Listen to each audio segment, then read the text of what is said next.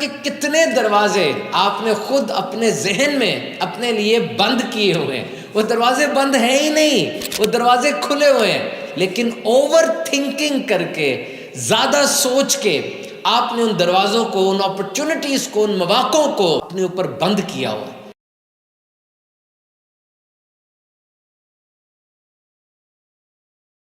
آج آپ کو ایک کہانی سناتا ہوں.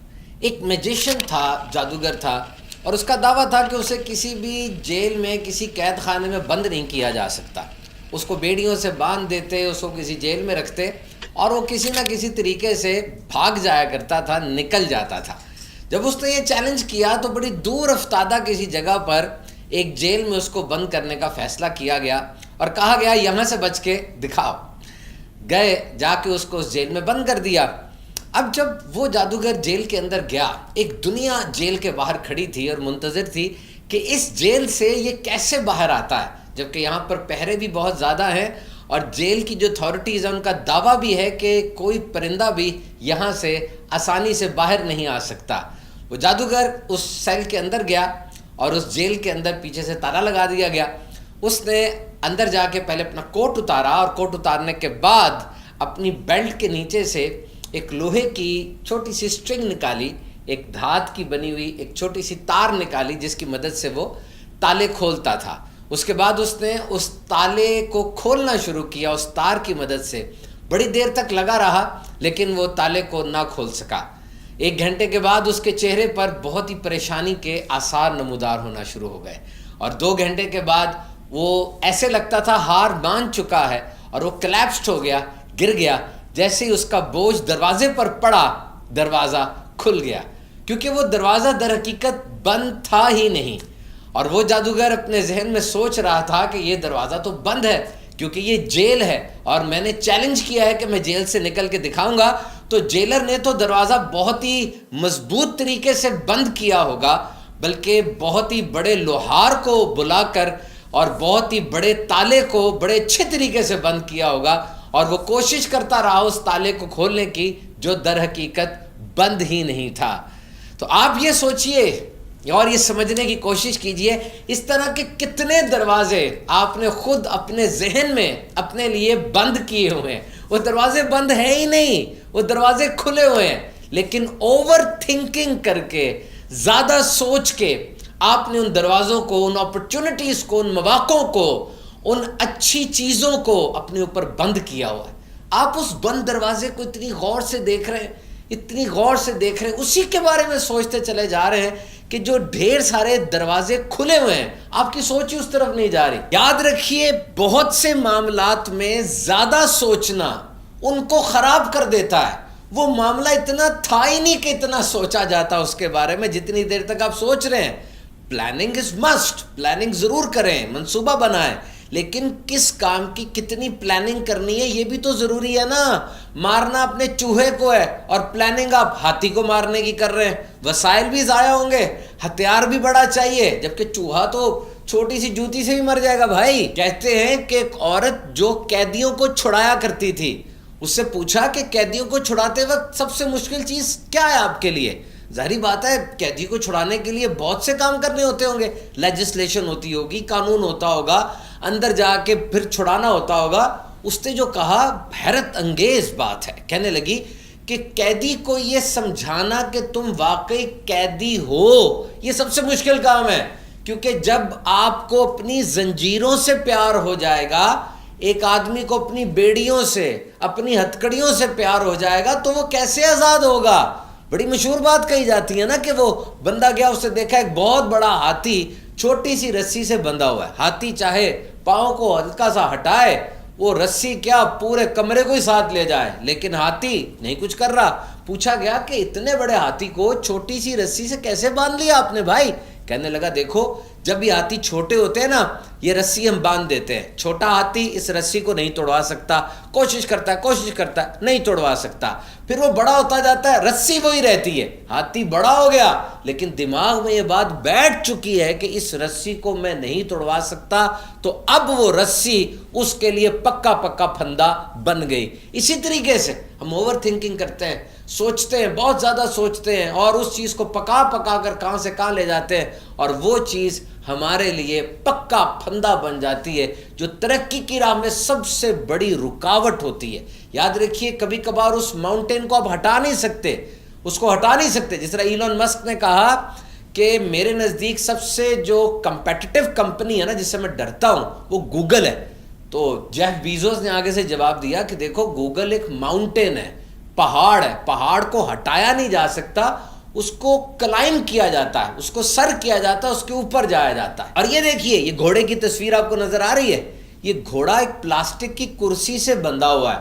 گھوڑا چاہے تو اس کرسی کو دھکیل کے کتنی آگے لے جائے گا، لیکن مائنڈ ٹریپ، اس کا دماغ ٹریپ ہو چکا ہے کہ اس رسی کے ساتھ میں بندھا ہوا ہوں، میں کہیں نہیں جا سکتا۔ تو موضوع ہے اوور تھنکنگ، حد سے زیادہ سوچنا۔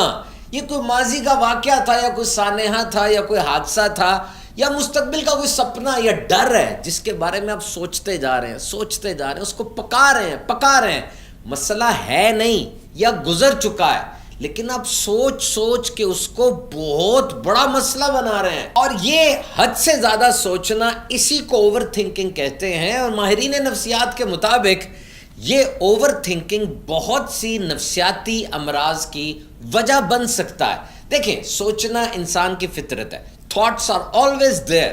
انسان کھا رہا ہے، پی رہا ہے، جا رہا ہے، سوچ رہا ہے، ہر وقت سوچ رہا ہے، لیکن کیا سوچنا ہے، کتنا سوچنا ہے، یہ ایک آرٹ ہے، یہ ایک ہنر ہے۔ اب آپ نے الماری کھولی ہوئی ہے جناب، اور کپڑے کون سے پہننے ہیں اسی بات پر آدھا گھنٹہ لگا دیں، تو یہ تو غلط بات ہے نا۔ پلاننگ کتنی کرنی ہے، you have to go for it, you have to master this act. اگر آپ کو اپنی سوچوں کی طاقت کا اندازہ ہو جائے نا، آپ کبھی برا نہ سوچیں، اور اگر آپ کو اپنے الفاظ کی طاقت کا اندازہ ہو جائے نا، آپ برا نہ بولیں۔ Thoughts and words are super power. یہ دماغ کو کھلا چھوڑتے کیوں ہیں؟ یہ کھلا چھوڑنے والی چیز نہیں ہے۔ یہ دماغ کو اگر کھلا چھوڑا جائے نا، پنگ پونگ کی گیند دیکھی چھوٹی، ایسے مارتے ہیں پورے کمرے میں گھومتی ہے، اس طرح یہ دماغ ہو جاتا ہے 5-6 سال کے بچے کی طرح نا، اچھلتا کودتا کہاں چلا جائے گا۔ اس کے اوپر سٹینڈ گارڈ بیٹھے، اس کے اوپر کیا چیز اندر جا رہی ہے، اس کو اجازت دیں، جتنا سوچنا ہے جتنا نہیں سوچنا۔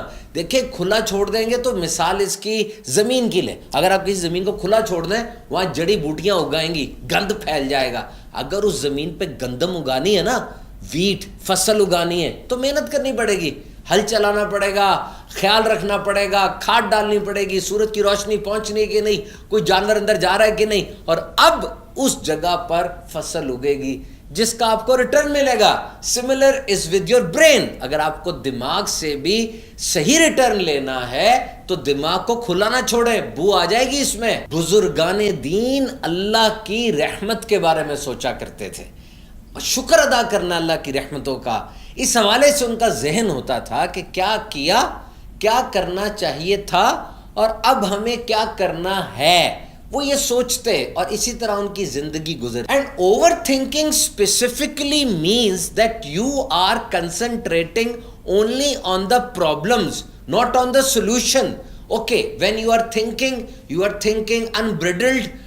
Think 20% about the problem and 80% about the solution. آپ اوور تھنکنگ کب کر رہے ہیں؟ جب آپ سوچ رہے ہیں اور زیادہ سوچ رہے ہیں مسئلے کے اوپر، حل کی طرف نہیں آ رہے۔ دیکھیں سوچنا تو ہے اور سوچنا چاہیے بھی، فیزیبلٹی بنتی ہے نا۔ آپ نے فلاں کاروبار کرنا ہے، کس چیز کا کاروبار کرنا ہے، آپ کی مہارت کس میں ہے، کتنی ایکوٹی آئے گی، کتنا کیپٹل آئے گا، کتنا سرمایہ آئے گا، آپ کا کمپیٹیٹر کون سا ہے، دکان کون سی لینی ہے، اس میں رنگ کون سا کرنا ہے، کون سا اکوپمنٹ رکھنا ہے، کس جگہ کیا چیز سجانی ہے، سیل مین کون ہوگا، سب کچھ سوچنا ہے۔ لیکن صرف مسئلے کو تو نہیں سوچنا نا، رک جائے اور اب مسئلے کے بعد حل کی طرف آئیں کہ چیزوں کو سولو کیسے کرنا ہے۔ اور ہاں، اوور تھنکنگ نہ کریں، استغفار کریں۔ زیادہ سوچنے سے مسائل بڑھتے ہیں، استغفار کرنے سے مسائل حل ہوتے ہیں۔ اور ایک اور جدید سائنسی تحقیقات کے مطابق روزہ رکھنے سے بھی اوور تھنکنگ کم ہوتی ہے، کیونکہ جب انسان روزہ رکھتا ہے نا، فزیکل اسپرچول چیکس آتے ہیں اس کے اوپر، ساری چیزیں کنٹرول میں آ جاتی ہیں، چاہے وہ جسمانی ہو چاہے روحانی ہو، سوچیں ہو، ایک ایک چیز پہ کنٹرول آ جاتا ہے۔ فوکس سیٹ ہو جاتا ہے. روزہ دار سارا دن یہی سوچ رہا ہے کہ میں نے کھانا نہیں کھانا, میں نے پانی نہیں پینا, کیوں؟ اللہ کی رضا کے لیے. تو سوچوں کا محور جب اللہ کی ذات ہو جائے گی تو اوور تھنکنگ نہیں ہوگی, بیلنسڈ تھنکنگ ہوگی. لیکن کبھی کبھار سوچیں واقعی حملہ کر دیتی ہیں, چاروں طرف سے ایسے لگتا ہے جیسے بمباری ہو رہی ہے. انسان جو چیز سوچنا نہیں بھی چاہتا بلکہ بھول گیا ہوتا ہے یا کسی بات کو بھلانا چاہ رہا ہوتا ہے, دماغ کونے کھدرے سے لا کر وہی بات سامنے رکھ دیتا ہے. اور جب ایسا ہو جائے تو کیا کرنا ہے؟ توجہ نہیں دینی, ڈونٹ فوکس. دیکھیں میں بیٹھا ہوں نا, میرے ساتھ اگر تار جا رہی ہے بجلی کی, اس میں ہزاروں واٹ کرنٹ گزر رہا ہے, میں ادھر بیٹھا ہوں, تار ادھر جا رہی ہے, گزر رہا کرنٹ, گزرنے دیں. اگر میں نے اس کو پکڑا, لگ گیا جھٹکا اور گیا میں, تو اگر اپنی طرف سے کرنٹ جا رہا ہے اور میں اپنے دھیان میں بیٹھا ہوں, کچھ بھی نہیں ہوگا. اسی طریقے سے سوچوں نے حملہ کر دیا, آپ توجہ نہ دیں, وہ اپنے اعتبار سے آتی جاتی رہیں گی.